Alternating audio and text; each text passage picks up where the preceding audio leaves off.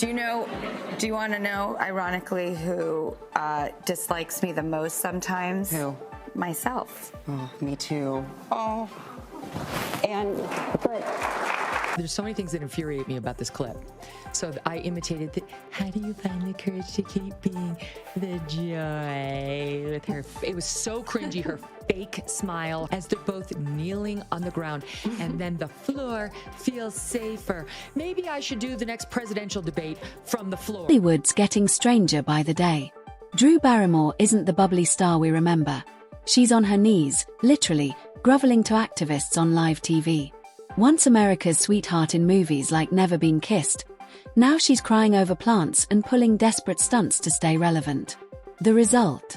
Ratings crashing, fans tuning out, and Drew's golden girl image turning into a full-blown woke joke. I'm sitting on the floor with Drew. I'm so happy to be doing this. Thank you for joining me on the floor. The floor always feels safer. It feels nice. That was the cringiest part of, oh my God, I can't. And for the listening audience, what made the clip controversial is Drew Barrymore got down on her knees and seemed to be praying at the transgender altar, which is trans women are coming into our locker rooms and our sports and our bathrooms and our colleges and so on. Here's the cold truth. Drew Barrymore's woke circus is tanking her career. Viewers don't tune in to watch talk show hosts bow down to activists. They want fun and laughs, not lectures.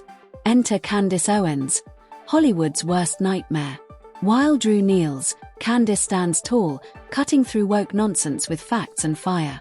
Hollywood's tried to cancel her a dozen times, but every swing just makes her voice louder, and people are listening. You had a lot of thoughts on feminism.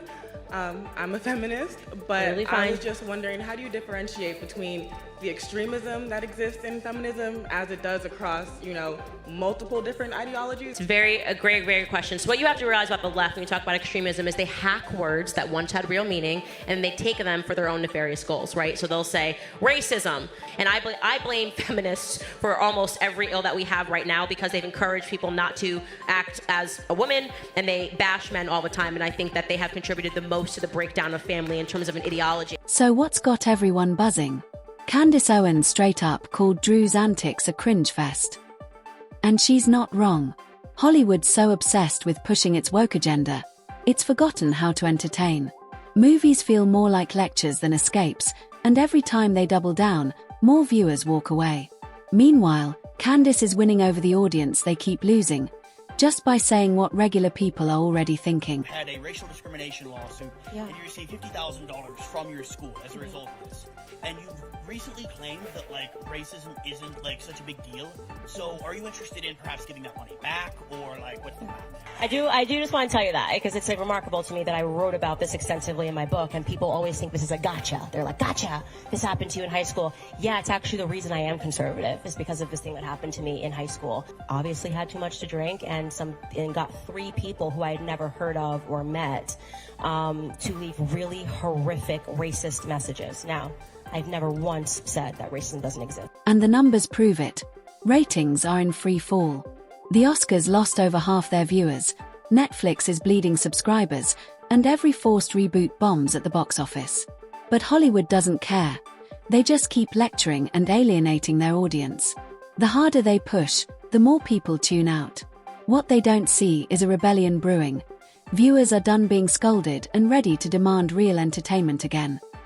I believe there's nothing I can do or say in this moment to make it okay.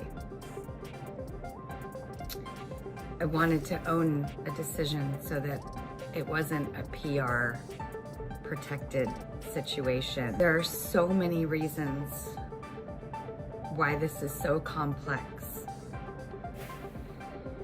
And I just want everyone to know my intentions. I've been through so many ups and downs in my life, and this is one of them. I deeply apologize to Not everyone's bending the knee. Gina Carano, Ricky Gervais, and Dave Chappelle are calling out Hollywood's nonsense, risking their careers to stand for free speech.